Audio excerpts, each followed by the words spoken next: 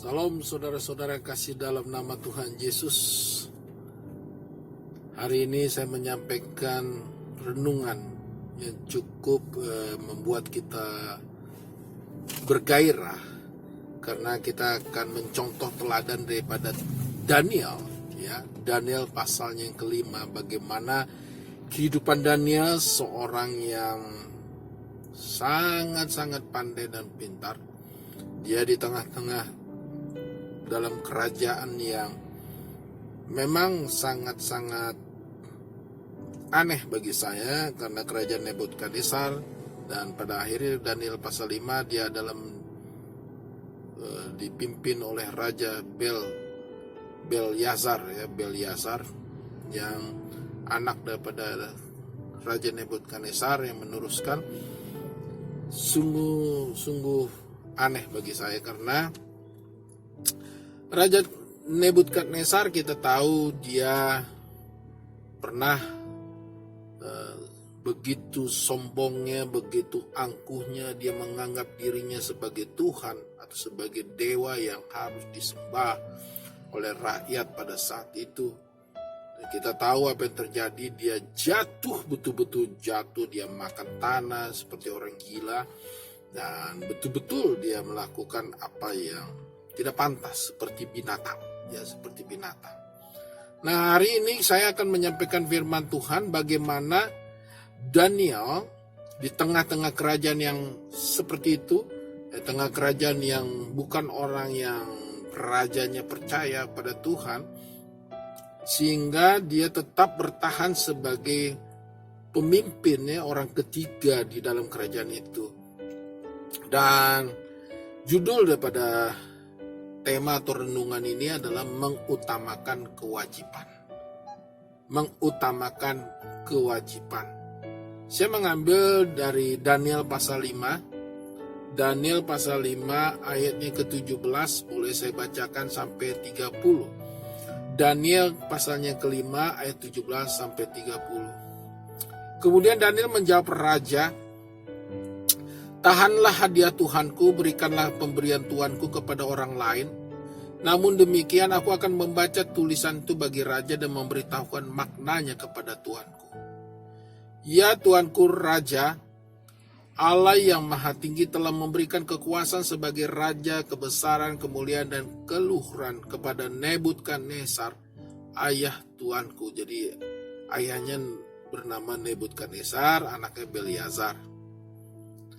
Ayat 19, "Dan oleh karena kebesaran yang telah diberikannya kepadanya itu, maka takut dan gentarlah terhadap dia orang-orang dari segala bangsa, suku bangsa dan bahasa.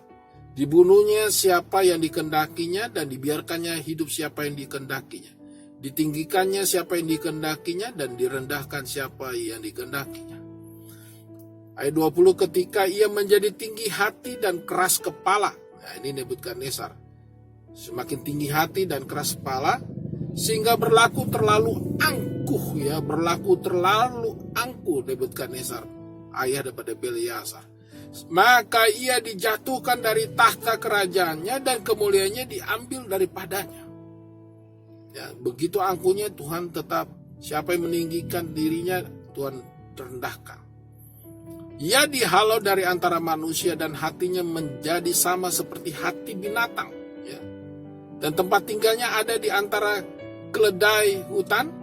Kepadanya diberikan makanan rumput seperti kepada lembu, dan tubuhnya basah oleh embun dari langit, sampai ia mengakui bahwa hanya Tuhan yang maha tinggi berkuasa atas kerajaan manusia, dan mengangkat siapa yang dikehendaki untuk kedudukan itu.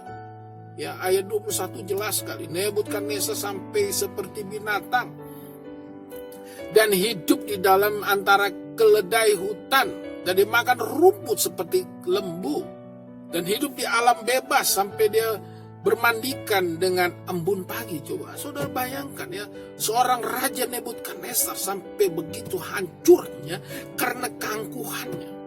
Nah, kita belajar jangan seperti itu, ya, jangan seperti itu. Ya, ini firman Tuhan masih berlaku, karena banyak orang-orang yang sombong dan tidak takut kalau Tuhan sudah rendahkan. Kalau sudah Tuhan rendahkan, Tuhan hancurkan, kesombongan itu tidak ada guna. Kenapa Tuhan tidak senang pada orang yang sombong. Ada dasar teologisnya.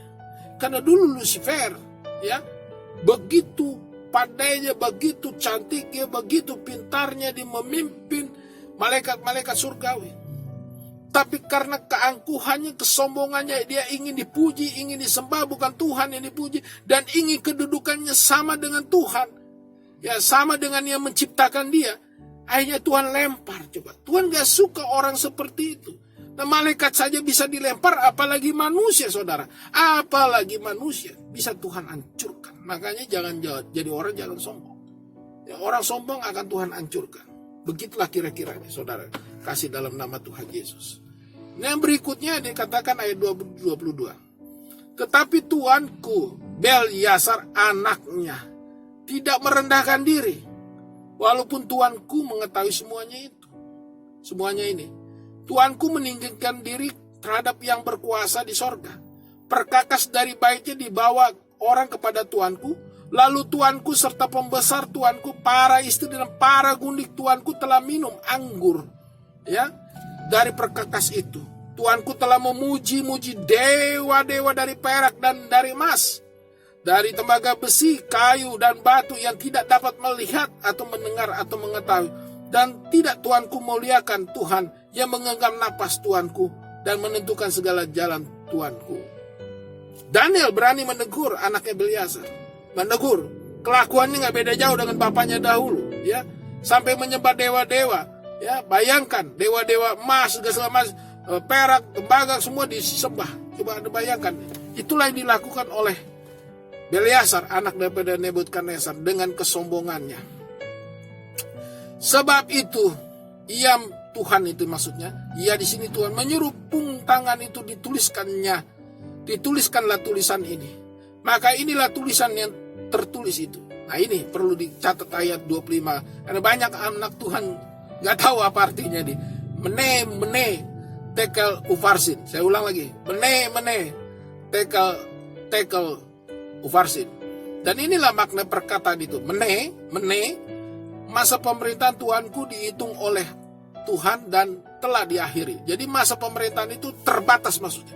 Telah dihitung oleh Tuhan dan diakhiri oleh Tuhan. Artinya kerajaan manusia itu terbatas. Ya, itu artinya. Ya, tekel. Ayat 27, tekel. Tuanku ditimbang dengan raja dan didapati terlalu ringan. Ya. Tekel artinya raja dihitung, perimbangan hidupnya terlampau ringan, tidak banyak perbuatan baiknya, terlampau banyak perbuatan jahatnya, terlampau banyak perbuatan dosanya. Beres, kerajaan Tuhanku dipecah. Apa artinya? Dan diberikannya kepada orang Media dan Persia. Kita tahu setelah itu Darius orang Media yang memerintah sehabis Belsasar, ya, dan dipecah menjadi dua, Media dan Persia. Kita tahu setelah meninggal Belsasar langsung dipegang Darius yang dari Media. Lalu atas titah Belsasar dikenakanlah kepada Daniel pakaian dari kain ungu, dan pada lehernya dikalungkan rantai emas. Dimaklumkanlah tentang dia bahwa di dalam kerajaan ia akan mempunyai kekuasaan sebagai orang ketiga. Tapi sayangnya setelah itu, setelah Daniel diangkat menjadi orang ketiga, tidak ada waktu, tidak ada kesempatan untuk Belsasar bertobat.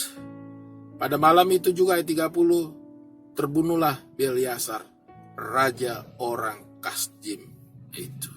Saudara yang kasih dalam nama Yesus, tadi firman Tuhan mengutamakan kewajiban. Saya menyoroti bagaimana Daniel pasal 17 tadi, ayat 17, dia melakukan kewajiban untuk sebagai orang istana, dia mengutamakan kewajiban tanpa upahan. Dia menolak di ayat 17, lebih baik diberikan kepada orang lain. Nah, ini sikap yang teladan seperti ini luar biasa. Bagi saya jarang pada zaman ini karena semua orang ingin pamrih. Tapi Daniel adalah orang yang tanpa pamrih karena dia tahu sebagai terang menjadi berkat, menjadi saluran berkat di tengah-tengah orang yang tidak percaya. Ya, pada hari ini orang berebut jabatan untuk mendapatkan fasilitas. Hari ini banyak orang untuk dapat jabatan dirjen, menteri, apapun orang istana. Untuk apa? untuk fasilitas di kekuasaan. Nah, tapi Daniel berbanding terbalik. Nah, ini kita belajar, dia melakukan ini untuk melakukan kehendak Tuhan. Jadi bukan untuk pribadi dia, bukan untuk mencari keuntungan pribadi. Nah, ini yang pertama kita mau belajar dari Daniel pasal 5 ayat 17 sampai 30. Ini perlu mengutamakan kewajiban, karena judul temanya adalah mengutamakan kewajiban. Yang berikutnya dia menjelaskan apa yang dilihat oleh Belsasar dari semua ahli-ahli pengetahuan, ahli-ahli nujum, mata ahli apapun di kerajaan Nebukadnezar, kerajaan orang Kasdim itu.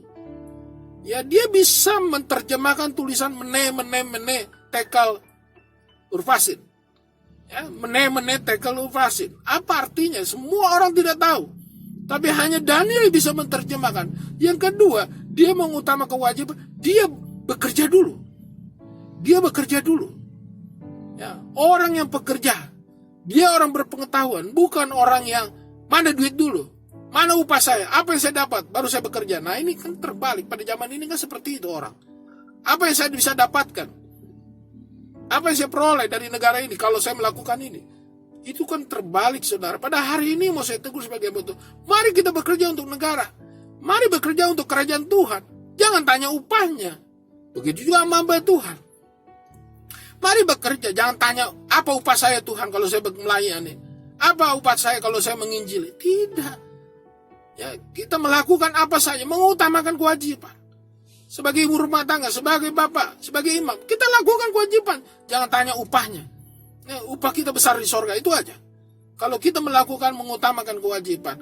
Nah, berikutnya tadi ayat 18-19, yaitu bagaimana Daniel menceritakan kesombongan daripada ayahnya Belsasar tadi, Raja Nebukadnezar, sampai dia memakan makanan rumput dan tinggal di alam bebas, tinggal di kandang keledai hutan, Bayangkan saudara, seperti binatang dan hatinya seperti binatang. Karena kesombongannya, keangkuhannya, sampai Tuhan jatuhkan seperti itu. Nah, Daniel dengan tidak takut. Yang ketiga adalah Daniel tidak takut. Dia menyatakan kebenaran. Menyatakan kebenaran sekalipun di tengah-tengah orang yang tidak benar. Saya katakan, menyatakan kebenaran di tengah-tengah orang yang tidak benar. Apalagi orang itu sombong. Raja lagi. Raja, saudara. Raja Belsasar itu raja. Bayangkan, ayahnya Nebukadnezar diturunkan anaknya begitu modelnya hampir sama. Jadi dia ceritakan, dulu ayahmu seperti itu. Dulu ayahmu sombong dan jatuh seperti itu. Dia ingatkan, dia berani. Apakah Belsasar marah? Karena Belsasar tahu kejadian itu. Dia gak berani marah karena yang menolong juga Daniel. Nah, ini bekerja dulu dan Daniel berani. Berikutnya dikatakan ayat 23 bahwa Belsasar juga mengikuti jejak kesombongan ayahnya dan dia menodai kesucian Tuhan. Ya, dia minum, berpesta dengan para istri dan gundik-gundik para pembesar. Nah, ini kan juga gila ya, kalau saya bilang gila. Ambil perkakasan dari bait suci, itu kan keterlaluan. Kok seorang raja bagi itu keterlaluan. Padahal itu barang suci itu piala-piala, sloki-sloki anggur itu kan yang buat untuk perjamuan. Bayangkan saudara, untuk bait suci, untuk kekudusan dipakai untuk duniawi dan kemabuk-mabukan dengan para istri dan gundik. Saudara udah tahu kalau orang udah mabuk anggur apa yang terjadi, melakukan yang tidak benar. Bayangkan itu kan gak benar. Dan itu ditegur oleh Daniel. Ya, itu kesombongan dan menghina alat perkakas bait suci. Dan akhirnya kewajiban daripada pekerjaan Daniel, dia bacakan mene tekel urfasin. Itu yang diartikan oleh si Daniel tadi. Ya, mene kerajaanmu terbatas dan diakhiri. Jadi dihitung, ya. Oleh karenanya saudara, tekel timbangannya tidak ada, terlampau ringan. Dan terpecahlah urfasin Peres. Artinya kerajaan akan dipecah, Media dan Persia. Dan kita tahu berikutnya adalah Raja Darius dari Media yang memerintah orang Kasdim. Dan saudara yang kasih dalam nama Yesus, artinya apa dari semua itu? Daniel mengutamakan kewajiban. Dia melakukan kebenaran, dia menyampaikan kebenaran. Walaupun di tengah-tengah raja yang tidak benar, melakukan kejahatan, kesombongan, keangkuhan, ketinggian hati. Nah, Daniel berani menyatakan. Nah, pada hari ini kita juga seperti itu. Dan yang berikutnya, Daniel tidak menanti fasilitas atau upah. Ya, dia bekerja di istana, dia bekerja dulu. Dia tidak menuntut apa upah saya. Bisa saja.